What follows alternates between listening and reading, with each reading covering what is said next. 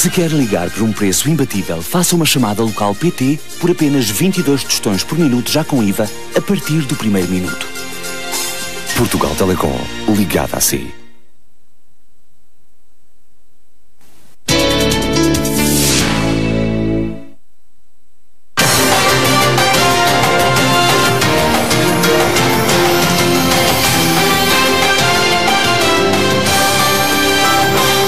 Boa noite. João Vieira Pinto saiu do Benfica. O capitão da equipa da Luz viu-se obrigado a rescindir o contrato com a direção encarnada depois de ter sido dispensado pelo seu treinador. Na hora da despedida, João Pinto, o jogador que chegou a ter o estatuto de imprescindível, era um homem emocionado. Tudo isto se passou, julgo que no dia do jogo da seleção, 5 horas antes do jogo da seleção, tomei conhecimento de que estava na lista de dispensas do Benfica. Mais tarde, depois do jogo, confirmei isso através do meu representante José Veiga. E como sabem, foi muito difícil para mim toda esta situação. Não sei porque é que o treinador não me disse pessoalmente isso, visto que teve a oportunidade para o fazer. Disse a todos os outros meus colegas que foram dispensados. Eu no último dia que trabalhei no Benfica despedi-me dele normalmente e ele não teve a coragem de me dizer na cara que me dispensava. Foi com um comunicado que a direção do Benfica reagiu à saída de João Pinto do Clube da Luz. Uma nota onde os dirigentes afirmam que o jogador ficará para sempre ligado à história do clube.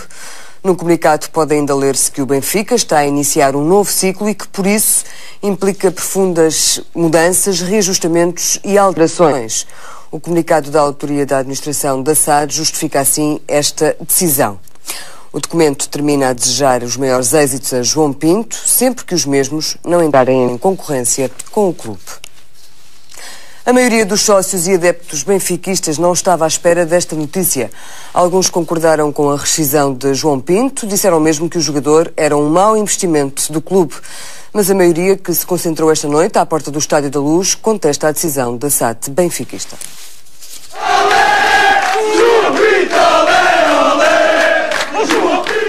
João Pinto não sai do Benfica. Esta foi a mensagem que reuniu sócios, adeptos e simpatizantes em frente à porta principal do Estádio da Luz. Começaram a chegar ao fim da tarde. Às 11 horas eram já mais de 300. João Pinto, faço daqui um apelo. Não assines por ninguém, que tu ainda vais ser jogador do Benfica. O nosso presidente tem que vir dar a cara. O nosso presidente tem que ir à televisão. Damos-lhe 24 horas para ele ir à televisão. João Pinto! Não assines por ninguém! Chorar, olha!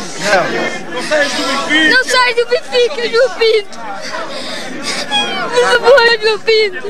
Isto é uma vergonha! Isto aqui é uma vergonha! Isto é uma vergonha isto! Isto é uma vergonha para Portugal, pá! João Pinto é o melhor jogador português, é do Benfica e nós pagamos! João Pinto é do Benfica, pá! João Pinto é do Benfica! Tu não vais embora, Jóni! Traga o João Pinto para aqui, pá! Ofereceste o nosso melhor jogador, filho da puta!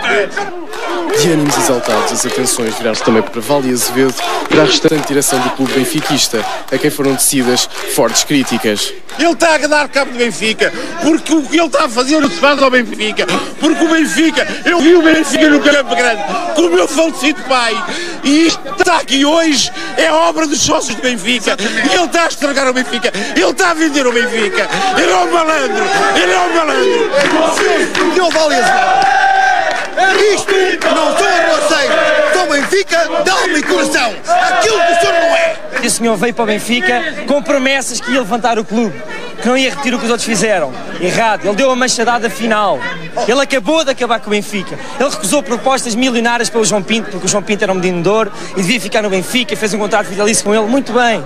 Recusou propostas milionárias porque era um jogador invendível. E agora dispensam, oferecido. Não, neste momento estamos aqui há 5 horas e não há um diretor do Benfica. Não há um diretor do Benfica que dê a cara. Ninguém da direção quis dar a cara. Nos vidros da porta principal eram vários os cartazes colocados em sinal de desagrado. Uma manifestação de águia e coração.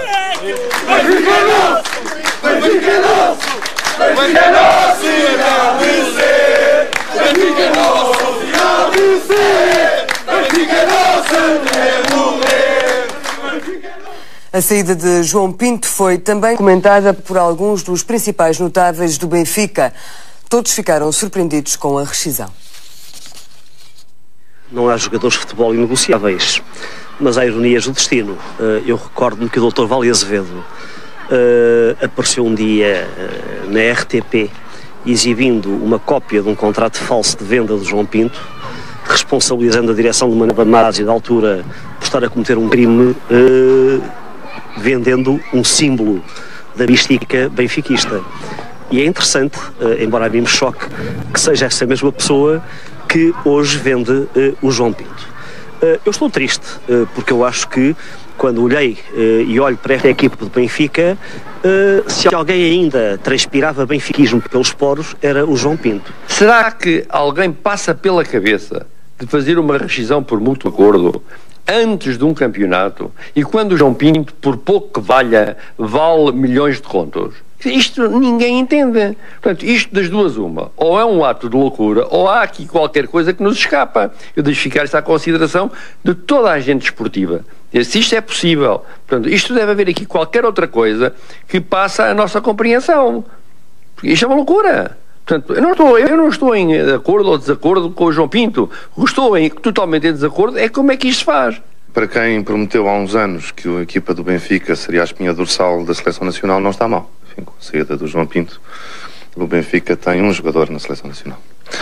E é o comentário, enfim, imediato, que nesta altura em que a Seleção se prepara para o Euro 2000, para a fase final, me ocorre fazer. Infelizmente, enfim, a minha perspectiva é bastante crítica. Eu julgo que enquanto estes dirigentes continuarem à frente do Benfica, que são dirigentes que têm praticado os atos mais irresponsáveis e incompetentes que há memória na história do clube, nós infelizmente temos de sujeitar as coisas destas. Estou emocionado, estou triste. Tenho a dizer que não fiz nada pelo João que ele não tivesse feito para mim. É um momento difícil para ele e eu vou estar, como por outro lado todos os nossos colegas irão estar ao lado do João para ele poder superar este momento difícil da carreira dele e ajudá-lo a poder fazer o europeu que todos nós esperamos e que é necessário também para a Seleção Nacional. O João Pinto foi dispensado e a responsabilidade desta dispensa é totalmente do treinador, presidente e do Sr. Capistrano. Porquê? Porque, na opinião desses senhores, o João Pinto não presta. Porque não me venham agora dizer que é um problema económico. Isso está fora de questão. Porque o João Pinto, o ordenado que neste momento vencia, já tem ordenados muito parecidos no clube e novos jogadores que chegarem ao Benfica, se tiverem uma categoria parecida com o João Pinto, vão ganhar o mesmo ou mais que eles. Conhecendo o João Pinto, como conheço, penso que há um abalo, mas que, como digo, ele tem capacidade e força interior para poder seguir em frente. Toca-me fundo, porque realmente sou um admirador do João Pinto, são muitos anos no Benfica, inclusivamente pela parte do Benfica gostava que realmente este desfecho aparecesse de forma totalmente diferente. Tal não aconteceu, o futebol tem destas coisas e continuo a pensar viva o Benfica e viva o João Pinto também. João Pinto, um dos jogadores da Seleção Nacional, participou esta noite no jantar de despedida da equipa das Quinas, a 7 dias do início do Campeonato Europeu. Até o primeiro-ministro António Guterres quis transmitir confiança à seleção. António Guterres fez questão de cumprimentar a seleção antes da partida para o Europeu. O primeiro-ministro acredita que todos vão ter motivos de orgulho. É uma excelente seleção, é um conjunto de profissionais de todos nos orgulhamos e, portanto, estou certo que, seja qual for o resultado, e os resultados são imprevisíveis, Portugal vai sair muito dignificado. E isso dá-me uma grande alegria e quero transmitir a toda a equipa e à Federação esse sentimento de grande confiança que tenho de que o nosso país vai, uma vez mais, ficar fortemente prestigiado. A liderar a equipa está Humberto Coelho, que faz um balanço positivo do estágio em Chaves. Nós tivemos um bom trabalho, como eu disse, Tivemos um bom acolhimento em Chaves, acho que foi bom para nós todos irmos para Chaves, acho que foi bem escolhido, pelo local, pelas pessoas, pela simpatia com que fomos recebidos. Penso que o jogo, os jogadores trabalharam muito bem durante a semana, tiveram um bom desempenho com o jogo com o País de Gales. Peças fundamentais são os jogadores. O espírito de grupo não podia ser melhor. Quanto aos resultados, uns estão mais otimistas do que outros. A mentalidade é boa, o espírito de grupo está muito bom e o objetivo é com certeza chegar o mais longe possível. Não nos vamos a contentar com um simples resultado de passar a primeira fase. Vamos querer mais, sabendo porém todas as dificuldades que teremos que ultrapassar. É normal que a gente tenha essa ambição e que queremos vencer, mas sabemos que vai ser muito difícil. São equipas muito fortes e ainda por cima neste primeiro grupo também temos jogos bastante difíceis e começa já no dia 12, um jogo bastante difícil. No dia 12, o adversário da seleção é a Inglaterra. Abel Xavier não esconde o carinho que o liga a este país. Sei de antemão também que grande parte dos sócios do Everton vão querer puxar por mim da mesma maneira como eu vou puxar por Inglaterra, mas não no primeiro jogo, logicamente. E logicamente também a RTP vai acompanhar em primeira mão tudo o que se passar com a nossa seleção e com o europeu. O líder do Partido Popular garantiu esta noite em Gondomar que vai incendiar as relações com o governo se até ao dia 10 de junho não forem dadas ordens de aumento das pensões do mundo rural. Paulo Portas esteve acompanhado por Basílio Horta. O candidato do PP à presidência da República aproveitou a ocasião para lançar algumas farpas a Jorge Sampaio. Uma passagem pelo interior do partido, dando conta do crescimento, serviu para abrir o discurso de Paulo Portas num jantar oferecido pela Comissão Política Conselhia dos Populares de Gondomar.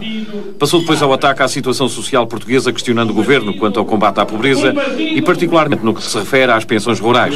A primeira fase das 3 previstas ainda não começou. Os 2.750 escudos devem ser distribuídos a partir do dia 1 de julho próximo e ainda nem sequer foi dada a ordem para o envio das cartas de aviso aos pensionistas. Senhor Primeiro-Ministro, não se esqueça do aumento dos pensionistas rurais, cumpra a lei a tempo, dê as instruções, não se esqueça dos compromissos que assumiu. O aumento tem de chegar aos reformados no dia 1 de julho. Depois de considerar estarem a ser cometidos abusos na atribuição do rendimento mínimo garantido, Paulo Portas criticou o governo pelo aumento das taxas de juro e pelo corte das bonificações ao crédito para a habitação. Basílio Horta aproveitou para pôr em causa a sociedade da informação, preferindo uma sociedade de valores. Considerou uma injustiça não ser atribuída uma pensão aos que se bateram lá fora pela pátria portuguesa. Quanto ao sistema europeu, que por proposta do Ministro dos Negócios Estrangeiros alemão será uma Europa federal com a qual parece todos concordarem, Basílio Horta rejeita essa hipótese. Eu não sou federalista. Eu não acredito numa Europa que é feita de cima para baixo. Acredito numa Europa que é desejada pelo povo, que é construída com a vontade de todos e que é não uma solução de laboratório, mas uma solução política, partilhada, desejada e defendida por aqueles que se vão organizar sobre a União Europeia.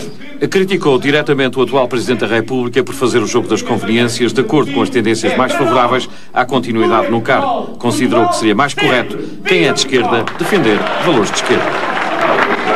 Foi uma cimeira sem grandes surpresas. Bill Clinton e Vladimir Putin reuniram-se em Moscovo, mas o tratado sobre defesa de antimísseis balísticos não sofreu grandes alterações. No encontro foram assinados 2 acordos, um sobre a distribuição de uma parte das suas reservas de plutónio para fins militares, que deverá ser feita nos próximos anos. No outro documento, Clinton e Putin decidiram criar um centro conjunto de controlo dos lançamentos antecipados de mísseis. Para os analistas políticos, esta cimeira termina sem novidades. Há mais uma vítima da organização separatista basca. Um vereador do Partido Popular foi morto na rua com um tiro na cabeça. Jesus Maria Pedrosa, de 57 anos, teve morte imediata. O vereador do PP foi assassinado na localidade de Durango. Este foi o 5º atentado da ETA desde que rompeu a trégua com o governo espanhol em dezembro do ano passado. O governo basco convocou uma reunião de emergência para analisar a situação. No Corno de África, agora é a Eritreia que anuncia ter derrotado o inimigo no porto de Assab. O governo de Asmara diz que o seu exército provocou 4.000 baixas nas forças do adversário. De acordo com o Alto Comissariado da ONU para os Refugiados, milhares de pessoas estão a fugir do local. O Acnur diz ainda que esta guerra já causou pelo menos 500 mil de mortos. Entretanto, o presidente da Eritreia diz-se decepcionado com a comunidade internacional e com a Organização de Unidade Africana. Acusa as duas organizações de nada fazerem pela paz na região. Um satélite científico que estava há 9 anos em órbita foi desativado pela NASA. A operação acabou bem, o Observatório Compton desintegrou-se sobre o Pacífico, numa zona afastada da navegação. O satélite, construído para estudar as fontes celestes de raios gama, pesava 17 toneladas. O Compton foi destruído pela NASA depois de ter perdido um dos seus giroscópios, que lhe permitia manter-se a uma altitude de mais de 500 quilómetros. O impacto, ao entrar na atmosfera, acabou por desintegrar grande parte da estrutura do satélite. Os passageiros que vão viajar no comboio da literatura já estão em Lisboa. Mais de 100 escritores de várias nacionalidades vão reproduzir em palavras o mítico trajeto do Expresso Sul-Norte. O desafio da escrita começa na próxima quarta-feira. A Europa num comboio à descoberta de uma identidade dentro da diversidade de culturas e línguas.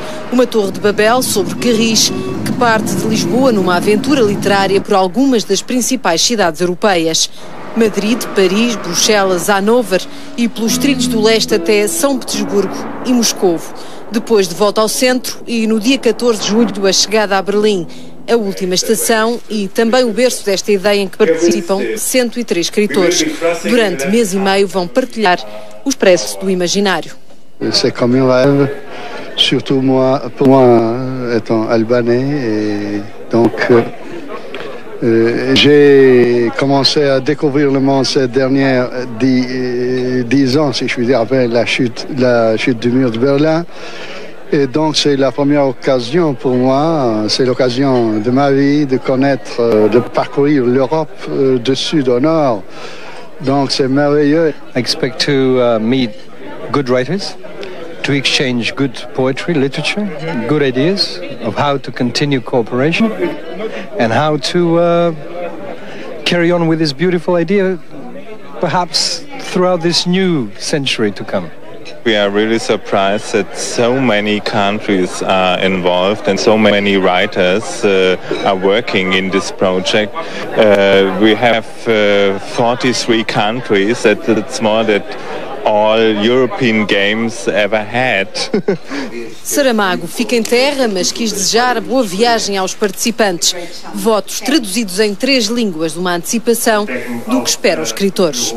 É como um cadinho onde pusemos uma quantidade de materiais, agora vai passar pela prova do fogo e quando vai chegar ao fim saberemos o que é que deu. Pessoalmente gostaria de participar numa viagem desta? Já não tenho muita paciência para estas coisas, mas enfim, se eu fosse mais novo talvez. Nesta altura vejo o comboio partir e fico à espera que me digam o que é que sucedeu. No regresso, 3 escritores portugueses poderão contar a Saramago o que encontraram nesta viagem. Espero ter a ocasião de flanar por algumas das cidades e tentarei aproveitar o tempo das etapas no comboio para não só tirar notas, como eventualmente começar a redigir o texto que será depois publicado no volume coletivo. Uma compilação de 103 textos, 103 visões sobre a Europa em 2000 que passarão a livro. O ponto de partida para uma rede literária europeia aberta a viagens como a que começa no Expresso Norte-Sul. A Casa de Imprensa atribuiu os prémios Bordal. Uma noite de gala em homenagem aos que em Portugal se distinguiram nas mais diversas áreas. Os jornalistas fizeram a escolha e o diário Contra-Informação não ficou fora da lista. São os Oscars da imprensa portuguesa. Os jornalistas premiam quem se evidencia nas mais variadas áreas, da ciência ao desporto, passando pelas artes e pelo espetáculo. Os prémios Bordal da imprensa marcam pela tradição e pelo rigor. Em noite de gala na Culturgest, Mário Ruivo recebeu o Bordal de honra pela sua ação científica em defesa dos oceanos. Entre os galardoados, nomes como Miguel Portas, pela linguagem inovadora que trouxe para a política, Pedro Rosa Mendes, pelas reportagens sobre o conflito nos Balcãs, o realizador Paulo Rocha pelo regresso com o Rio de Ouro e ainda o programa Contra-Informação pela criatividade e humor. Talvez contagiado pelo espírito do programa, o presidente da RTP vestiu a pele de jornalista. Bom, a reestruturação da RTP cria destas situações. A pergunta que eu lhe faço é o que é que sente com este prémio merecidíssimo que lhe foi atribuído a si e a toda a equipa de Contra-Informação? Sinto-me emocionadíssima, sobretudo sinto-me emocionadíssima por estar a ser entrevistada pelo presidente da RTP. Eu também me sinto muito emocionado por estar a ser entrevistador. E acho absolutamente fantástico, acho uma inovação extraordinária, cheia de criatividade. Sabia que tinha um presidente criativo, mas não tanto. Mas quem está aqui não é o presidente, é o contra-presidente. Com frases destas, o presidente da RTP ainda ganha direito a um boneco no Contra-Informação. É tudo. Em nome da equipa do 24 Horas, desejo-lhe uma boa noite e uma boa semana.